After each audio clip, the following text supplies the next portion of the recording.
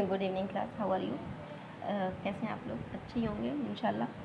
तो हम लोग क्या पढ़ रहे थे? चैप्टर सेल के बारे में हम लोग पढ़ रहे थे। हमने देखा था कि सेल जो है वो कैसे एग्जिस्टेंस में आ गई। ठीक है, ये सारी चीज़ें जो है हमने डिस्कस कर ली थी अपने क्लास में ही, लेकिन कुछ चीज़ें और डिस्कस हुई थी। तो उसमें से मैंने डिस्कस करा था कि जो सेल है ये बनी कैसे होती है। ठीक है, मतलब कि अगर हम ओवरव्यू हम इसका देख लें तो सेल का जो स्ट्रक्चर होता है वो आखिर किस तरह का होता है। तो सेल जो है वो बाहर से एक लेयर से कवर्ड होती है। ठीक है, अंदर उसके क्या होता है, एक लिक्विड भरा होता है। तो जो बाहर से लेयर से कवर्ड होती है, जैसे ये गोला मैंने बना दिया। ठीक है, मैंने कहा कि ये गोला जो है ये आपका सेल है। एक सेकेंड। ठीक है, तो यानी कि ये जो गोल सा स्ट्रक्चर मैं अगर यहाँ पे बना दूँ, ये गोल सा स्ट्रक्चर मैं बना दूँ, तो ये सपोज दैट ये सेल है। तो सेल के चारों तरफ जो है ना, ये इस तरह से डॉट डॉट करके मैंने जो बनाया हुआ है, ये प्रोटेक्शन की एक लेयर है सेल की। ठीक है, तो इसको हमने कह दिया कि भैया ये जो है ये सेल मेम्ब्रेन है, और अंदर का जो लिक्विड पोर्शन है, ठीक, अगर वाटर लिक्विड नहीं होगा तो सेल जो है वो डाई हो जाएगी। तो अंदर का जो ये लिक्विड, ये वाला जो लिक्विड पोर्शन है ना, देखें यहाँ वाला लिक्विड पोर्शन है, उसको कहा जाता है प्रोटोप्लाज्म। तो अब सोचने वाली बात ये है कि जो प्रोटोप्लाज्म है, तो क्या प्रोटोप्लाज्म का पोर्शन जो है वो कहाँ से कहाँ तक रहता है। तो न्यूक्लियोप्लाज्म क्या होता है, तो साइटोसॉल क्या होता है, तो साइटोप्लाज्म क्या होता है। ठीक है, तो ये जो सबसे पहले यहाँ पे आप देख लें कि सेल को दो पार्ट में हमने डिवाइड कर दिया। एक तो हो गई आपकी सेल मेम्ब्रेन और दूसरा हो गया आपका प्रोटोप्लाज्म। तो ये क्या हो गया, ये गोल सा स्ट्रक्चर है सेल है, बाहर की जो लेयर है इसको कह दिया हमने सेल मेम्ब्रेन, और ये जो अंदर का लिक्विड है उसको हमने कह दिया उसको हमने कह दिया प्रोटोप्लाज्म। ठीक है, अब ये जो बाहर से एक और लेयर अगर मैं बना दूं और कह दूं कि भाई ये सेल वॉल है, तो इसमें कन्फ्यूजन वाली कोई बात नहीं है। ठीक है, क्यों? क्योंकि जो ये सेल वॉल, ये जो यहाँ पे जो बाहर से स्ट्रक्चर मैंने बनाया हुआ है सेल मेम्ब्रेन के ऊपर, जिसको मैंने कह दिया कि ये सेल वॉल है, तो इस तरह का अगर स्ट्रक्चर आपको कहीं भी देखने को मिलता है तो वो उस सेल को प्लांट सेल कहा जाएगा। ठीक है, वो जो सेल होगी वो प्लांट सेल होगी अगर इस तरह का स्ट्रक्चर आपको देखने को मिलता है कि भाई सेल मेम्ब्रेन भी है और सेल वॉल भी, उसके बाहर एक और स्ट्रक्चर है जो सेल की प्रोटेक्शन कर रहा है, जिसको हमने कह दिया सेल वॉल। तो वो क्या होती है, वो प्लांट सेल होती है।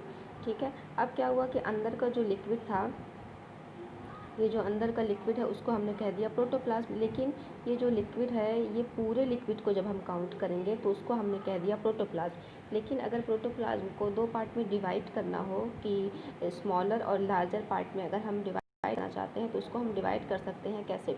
देखें, ये जो सेल थी, सेल के अंदर का पार्ट ये हो गया। ठीक है, देखें ये वाला पोर्शन जो है वो, ये वाला पोर्शन अलग हो गया और ये वाला पोर्शन अलग हो गया। अब सेल जो है वो दो पार्ट में डिवाइड हो गई। इस पार्ट को हमने कह दिया न्यूक्लियस, और ये वाला डॉट डॉट डॉट डॉट वाला जो पार्ट है उसको हमने कह दिया कि भाई ये है साइटोप्लाज्म। अब जो ये साइटोप्लाज्म है उसमें कुछ ना कुछ स्ट्रक्चर प्रेजेंट होगा जिसकी वजह से सेल जो है अपना काम कर पा रही है। तो उन स्ट्रक्चर्स को कहा जाता है सेल ऑर्गेनल्स। ठीक है, उन स्ट्रक्चर्स को कहा जाता है सेल ऑर्गेनल्स। जैसे कि ये सेल थी, देखें यहाँ पे, देखें जैसे कि ये सेल है, सेल के अंदर एक स्ट्रक्चर हो गया न्यूक्लियस। अब ये जो लिक्विड था उसको हमने कहा था साइटोप्लाज्म। लेकिन ये साइटोप्लाज्म में जो है अगर सेल ऑर्गेनल्स प्रेजेंट है, जैसे कि माइटोकॉन्ड्रिया पावर दे रहा है, जैसे कि एंडोप्लाज्म रेटिकुलम क्या कर रहा है, ये लिपिड बना रहा है, प्रोटीन का ट्रांसफ़र कर रहा है, गोल्जी बॉडी हो गई ट्रांसपोर्ट कर रही है चीज़ों को, ये हो गया राइबोसोम जो प्रोटीन की फैक्ट्री की तरह काम कर रहा है, ये हो गया प्लास्टिड जो फूड बनाने में हेल्प कर रहा है। तो ये सारी चीज़ें अगर प्रेजेंट हैं तब तो इसको साइटोप्लाज्म कहेंगे। अगर ये सारी चीज़ों को मैं हटा दूँ यहाँ से, तब जो लिक्विड बचेगा उसको कहा जाएगा साइटोसॉल।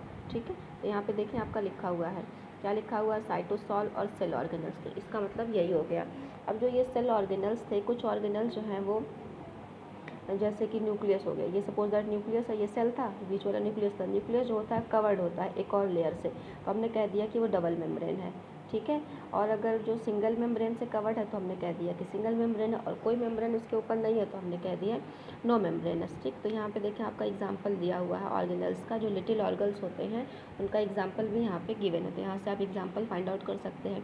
और जो ये न्यूक्लियस जी थे वो चार पार्ट होता है उनका। ये जो न्यूक्लियस था सेल के अंदर, सबसे पहले क्या हो गया, न्यूक्लियर मेम्ब्रेन, इसके चारों तरफ एक लेयर होती है, फिर इसके अंदर का लिक्विड होता है न्यूक्लियोप्लाज्म, फिर इसके अंदर एक और डॉट लाइक स्ट्रक्चर होता है जिसको कहा जाता है न्यूक्लियोलस, और इसमें थ्रेड लाइक इस तरह से स्ट्रक्चर होता है जिसको कहा जाता है क्रोमोसोम। लेकिन यहाँ पे क्रोमैटिन लिखा है तो कोई बात नहीं, क्रोमैटिन लिखा है तो ठीक है, क्रोमैटिन भी, लेकिन इसको क्रोमोसोम भी कहा जाता है। ठीक है।